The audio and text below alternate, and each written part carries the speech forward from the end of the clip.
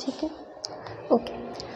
Hello students, again we are here for to study semiconductors, and this time we are having again a lecture on p-n junction diode.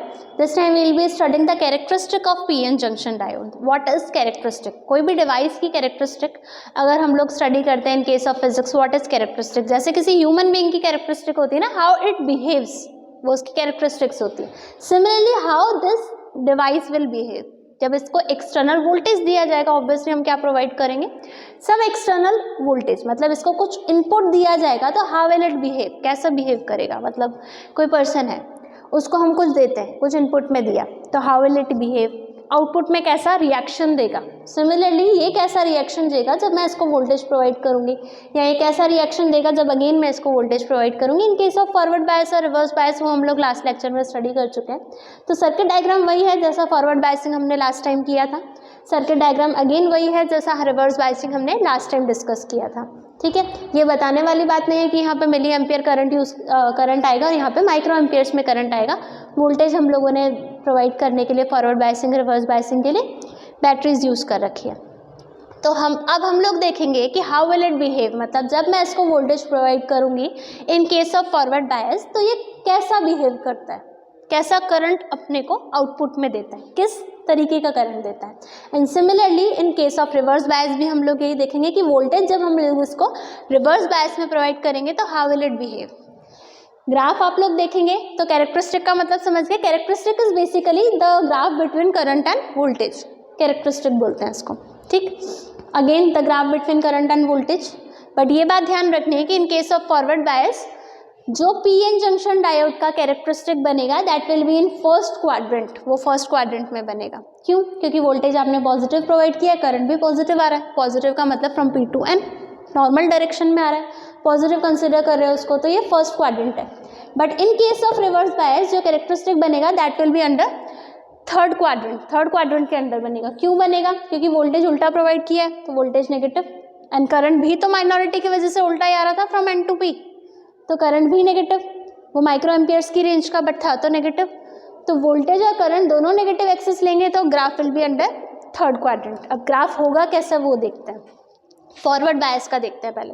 Forward bias आप लोगों ने पढ़ा है कि इसका junction का एक छोटा सा वोल्टेज होता है दैट इज डेल वी 0.7 और 0.3 वोल्ट. सिलिकॉन और जर्मेनियम जो भी आप कंसिडर कर रहे हैं. ठीक है, अगर सोचो 0.7 वोल्ट या 0.3 वोल्ट कंसिडर करते हैं, सिलिकॉन 0.7 वोल्ट. ठीक है, 0.7 वोल्ट का रेस्ट्रिक्शन है किसके लिए? मेजॉरिटी के मूवमेंट के लिए. और यहाँ पे करंट तो मेजॉरिटी देने वाला है अपन को, तो मेजॉरिटी के मूवमेंट के लिए 0.7 वोल्ट का रेस्ट्रिक्शन है. अब मैंने यहाँ से जो हेल्प प्रोवाइड की, ये बैटरी क्या कर रही है? मेजॉरिटी के मूवमेंट को हेल्प कर रही है ना, उस डिप्लेशन रीजन को छोटा करेगी. पढ़ रखा है अपन ने सब. तो अगर मेजॉरिटी के मूवमेंट का रेस्ट्रिक्शन है 0.7 और इधर से मैं हेल्प दे रही हूँ कितना? 0.1 वोल्ट का, तो सोचो करंट फ्लो होगा. रेस्ट्रिक्शन लगा रखा है 0.7 का और 0.1 की हेल्प दे रहे हैं, नहीं होगा. मतलब ये हुआ कि रेस्ट्रिक्शन 0.7 का था और हेल्प दी 0.1 की, तो ओवरऑल रेस्ट्रिक्शन बचा 0.6 का, लेकिन करंट फ्लो नहीं होगा. ठीक है, फिर अगर हेल्प को थोड़ा बढ़ाया जाए, हेल्प मतलब इस बैटरी को थोड़ा बढ़ाया जाए, 0.5 कर दिया जाए, 0.1 से 0.2 कर दो तो भी ये बात नहीं बनेगी. 0.3, 0.4, 0.5, 0.6 कर दिया. ठीक है, अगेन बैरियर कितना है? 0.7, और आप हेल्प कितनी दे रहे हो? 0.6 की. अगेन बैरियर ज़्यादा है, again it will restrict the current flow और करंट फ्लो नहीं होगा. तो 0.7 अगर दे दें तो हो जाएगा क्या? 0.7 दे दें तो जस्ट करंट फ्लो की कंडीशन बनेगी, current is about to flow. ठीक है, तो 0.7 वोल्टेज जब तक यहाँ बैटरी से नहीं प्रोवाइड करोगे तब तक below 0.7 voltage there will be no current. तो यहाँ तक तो ग्राफ बनेगा ही नहीं. मतलब graph will be touching the axis, current will be zero. ठीक है, 0.7 से ग्राफ उठना शुरू होगा. ठीक है, और जैसे ही आपने वोल्टेज 0.7 किया, 0.7 को हम लोग यहाँ पे कट इन वोल्टेज भी बोलते हैं क्योंकि ये कट इन कर रहा है वोल्टेज को. वोल्टेज कट इन है मतलब ये क्या कर रहा है? करंट को कट कर रहा है. जब 0.7 को आप क्या कर दोगे? ओवरकम कर दोगे तो करंट फ्लो होना स्टार्ट हो जाएगा. तो ये कट इन वोल्टेज है. ठीक है, या फिर इसको नी पोटेंशियल भी बोलते हैं. ठीक, 0.7 से जब आप ऊपर करंट दोगे, ऊपर वोल्टेज प्रोवाइड करोगे, लेकिन लाइक 0.7 तो बैरियर था, आपने प्रोवाइड कर दिया 1 वोल्ट, तो 0.3 की एक्स्ट्रा हेल्प मिल गई, 0.7 को 0.7 तो कॉम्पनसेट कर देगा, 0.3 की एक्स्ट्रा हेल्प मिल गई तो अब करंट फ्लो होने लग जाएगा। करंट विल फ्लो किसकी वजह से? मेजॉरिटी की वजह से।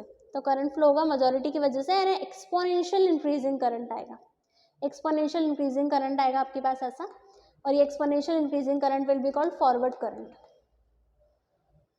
ठीक है, इसको हम लोग बोलेंगे फॉरवर्ड करंट, मिली एम्पियर की रेंज का। ठीक है, फॉरवर्ड एक्सपोनेंशियल करंट, कुल मिला के ध्यान क्या रखना है कि जब तक 0.7 वोल्ट कट इन वोल्टेज या नी पोटेंशियल से कम वोल्टेज आपने दे रखा है, there will be no current, क्योंकि हम लोग समझ रहे हैं रेस्ट्रिक्शन 0.7 का, आप हेल्प 0.3 की दे रहे हो, कैसे पॉसिबल है कि करंट फ्लो हो जाए? तो करंट फ्लो नहीं होगा, नी पोटेंशियल से नीचे नीचे करंट फ्लो नहीं होगा। नी पोटेंशियल को जैसे ही आपने ओवरकम किया, 0.7 रेस्ट्रिक्शन था, आपने हेल्प दे दी 2 वोल्ट की, 3 वोल्ट की, 4 वोल्ट की, तो क्या हुआ? करंट फ्लो होने लग गया।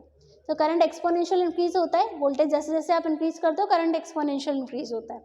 ऑब्वियसली ये स्ट्रेट लाइन तो हम एक्सपेक्ट कर भी नहीं रहे थे, क्योंकि स्ट्रेट लाइन किस केस में आता है? जहां ओम्स लॉ फॉलो होते हैं, और ओम्स लॉ कहाँ फॉलो होते हैं? इन केस ऑफ कंडक्टर्स, ये सेमी कंडक्टर है, that does not follow Ohm's law.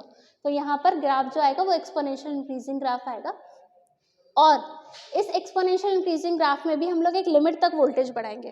क्यों? ओवर लिमिट क्यों नहीं करेंगे? क्योंकि कोई भी डिवाइस हो, पीएन जंक्शन तो बहुत छोटा सा होता है, कोई भी डिवाइस हो, over limit, over extension of voltage कर दोगे, एक लिमिट से ज़्यादा वोल्टेज बढ़ा दोगे तो क्या होगा? हीटिंग, हीटिंग की वजह से क्या होगा?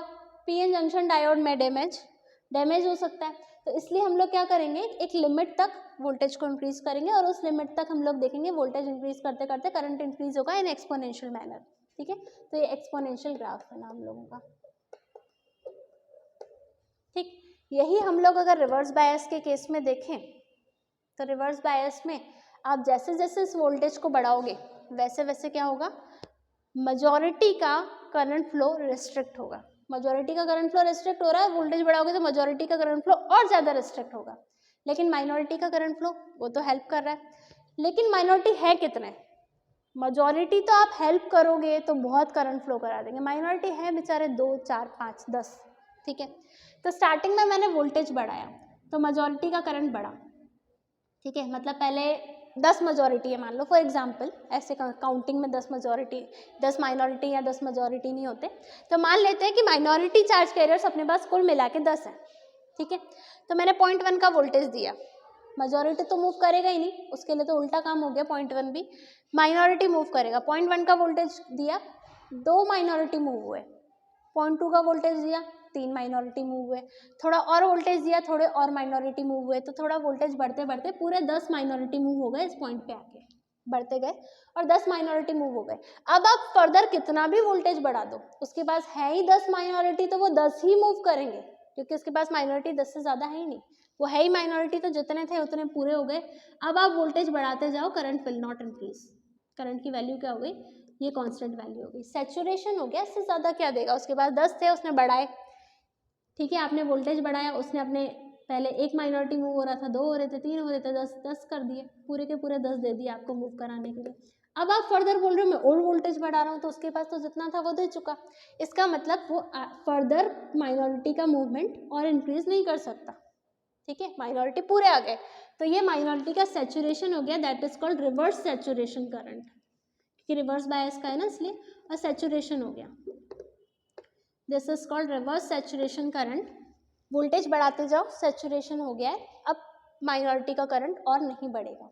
ठीक है, अब फर्दर एक लिमिट से ज़्यादा वोल्टेज बढ़ा दोगे तो क्या हो जाएगा? डैमेज हो जाएगा ना। तो यहाँ पर जो डैमेज होता है वो डैमेज वाला रीज़न, मतलब एक बार डैमेज कर दिया ना पीएन जंक्शन को रिवर्स बायस के केस में, वो भी बहुत काम आता है। ठीक है, किसी पर्टिकुलर यूज में हम लोग ऐसा भी करते हैं कि रिवर्स बायस लेके पीएन जंक्शन को डैमेज करा देते हैं, मतलब डैमेज कराने का मतलब वोल्टेज इतना ज़्यादा दे देते हैं कि ब्रेक डाउन हो जाए। ठीक है, तो फिर क्या होता है, पी जंक्शन और एन जंक्शन पूरा ब्रेक डाउन हो जाता है और फिर एक high amount of current flow होता है, ऐसा एकदम इंक्रीज होता है करंट। इसका मतलब ये हो चुका है क्रिस्टल ब्रेक डाउन। ठीक है, सिंपल सी बात, जैसे जैसे वोल्टेज बढ़ाया माइनॉरिटी का करंट बढ़ा, लेकिन माइनॉरिटी एक टाइम पे सारे ही आ गए, 10 माइनॉरिटी थे, 10 के 10 आ गए, उसके बाद माइनॉरिटी नहीं बढ़ सकते थे, तो करंट आप बढ़ाते गए, माइनॉरिटी पूरे आ चुके हैं, वोल्टेज कितना भी बढ़ा लो करंट नहीं बढ़ सकता। तो करंट कांस्टेंट हो गया, that was called reverse saturation current. Saturation point आ चुका था रिवर्स बायस का, सैचुरेशन करंट। वोल्टेज बढ़ाते बढ़ाते बढ़ाते ओवर लिमिट कर दिया, एक बार ओवर लिमिट हो गया तो क्या होगा, पूरे क्रिस्टल का ब्रेकडाउन हो जाएगा और फिर नंबर ऑफ माइनॉरिटी तो बहुत सारे हो जाएंगे क्योंकि पूरा क्रिस्टल ब्रेक हो चुका है, फिर तो माइनॉरिटी हो गए, मेजॉरिटी कह लो माइनॉरिटी कह लो, सब एक बात बराबर हो गई। तो उसके बाद क्रिस्टल का ब्रेकडाउन होने के बाद करंट एकदम से इंक्रीज होगा। इस पॉइंट पे क्रिस्टल का ब्रेकडाउन हुआ और करंट हाई अमाउंट में इंक्रीज हो गया, that is called crystal breakdown. इसको हम लोग ब्रेकडाउन करंट भी बोल सकते हैं। ये पर्टिकुलर रीजन भी पर्टिकुलर यूज में आता है, वो हम लोग बाद में देखेंगे। तो ये हम लोग के पास हो गया characteristic of PN junction diode.